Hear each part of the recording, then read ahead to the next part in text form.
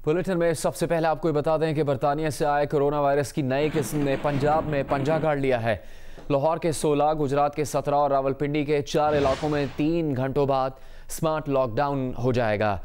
फल, सब्जी, दूध, गोश्त की दुकानें और बेकरी शाम 7 बजे तक खुलेंगी। इंतहाई ज़रूरत पर एक ही फ़र्द घर से निकल सकेगा। पंजाब के तमाम कारोबारी मराकिज़ पीर से शाम 6 बजे बंद होंगे।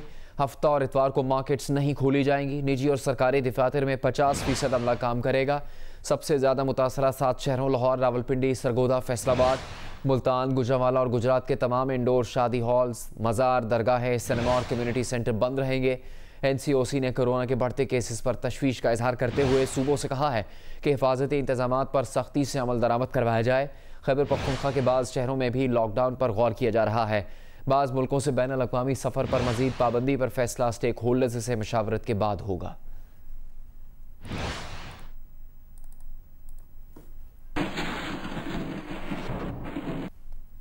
मरियम नवाज की जमानत मनसूख करवाने के लिए नैब हरकत में आ गया। चेयरमैन नैब ने लाहौर हाई कोर्ट में दरख्वास्त दायर करवा दी है।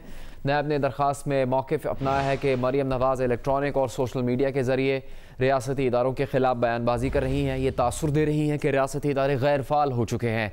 11 अगस्त 2020 को मरियम नवाज को ज़ाती हैसियत में तलब किया गया, मगर उन्होंने सियासी ताकत का इस्तेमाल करते हुए नैब ऑफिस पर हमला करवा दिया, जिसका मुकदमा अलहदा से दर्ज है। मरियम नवाज नैब की तहकीकात में रुकावट डाल रही हैं। चौधरी शुगर मिल्स केस में ज़मानत का मरियम नवाज गलत फ़ायदा उठा रही हैं। ज़मानत खारिज की जाए। दरख्वास्त 15 मार्च को समाअत के लिए मुकर्रर।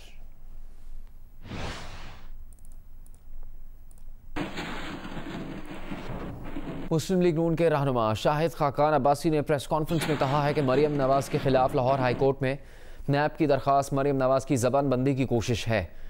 उन्होंने कहा कि हुकूमत ने बात नहीं की, ना ही किसी इदारे ने। तकलीफ़ है तो चेयरमैन नैब को है। ये सारे तमाशे ज़बानबंदी, हरासा करने और धमकाने की कोशिश हैं। उम्मीद है अदालत इस पटिशन पर नैब पर जुर्माना आयद करेगी। नून लीगी रहनुमा ने यह भी कहा कि एहतसाब के इदारे एहतसाब से बालातर नहीं। ये बात चेयरमैन नैब को जितनी जल्दी समझ आ जाए बेहतर होगा। जो लोग मुल्क के इदारों को तबाह कर रहे हैं, आप इनका हशर देखेंगे, इनका अंजाम भी सामने आएगा।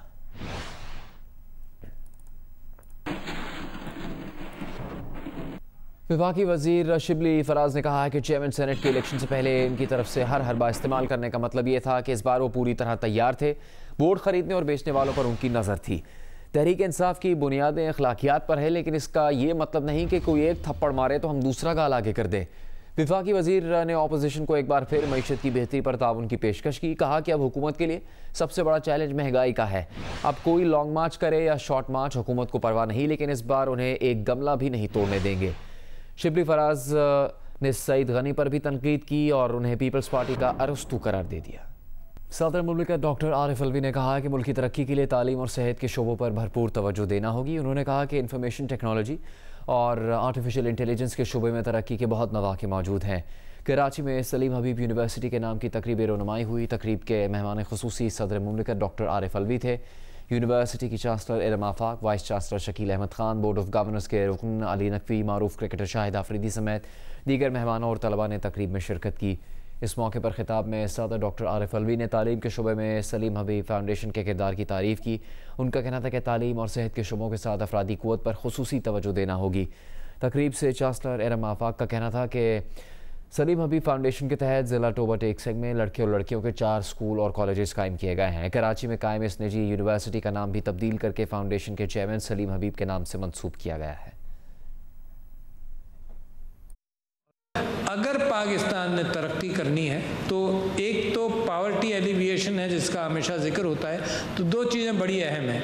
एक है तालीम और दूसरी सेहत। अगर इन 2 चीज़ों का एहतमाम कर लिया जाए तो देर नहीं है, एक जनरेशन की बात है कि पाकिस्तान तरक्की याफ्ता ममालिक में शामिल हो जाए।